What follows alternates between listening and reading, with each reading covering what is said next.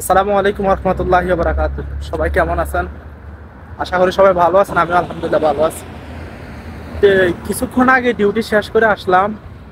আইসা রুমে আইসা দেখি কিছু সদাই টদাই নাই, সদাই কিনতে হইব। আমি যাইতেছি বাকালায় কিছু কেনাকাটা করবো, চলেন দেখাই আপনাদেরকে কি কিনে আজকে। এই যে এটা দেখলেন, এটা হলো একটা সৌদি স্কুল।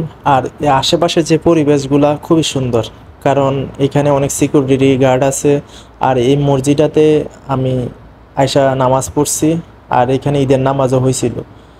তো আমি এদিক দিয়ে আসলাম। এটা হলো একটা পেট্রোল পাম্প, তার পাশে সুপার মার্কেট।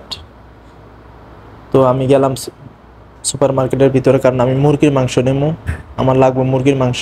তো ভিতরে ঢুকলে দেখলাম যে বাচ্চাদের খেলনা, কারণ এগুলা সামনে রাখছে, বাচ্চারা দেখলে, একটা বাচ্চা দেখলাম ও এগুলোর জন্য অনেক কান্নাকাটি করতেছে। তো খুবই সুন্দর সুন্দর জিনিস। তো আমি ফ্রিজের কাছে সোজা চলে গেলাম, কারণ আমার মুরগির মাংস লাগবে।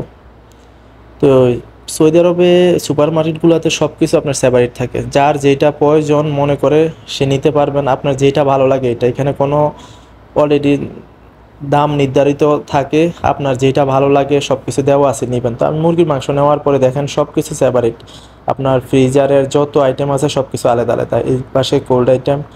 তো আমি একটু ঠান্ডাও নিলাম। দেখেন কি সুন্দরভাবে সাজায় রাখছে এগুলা।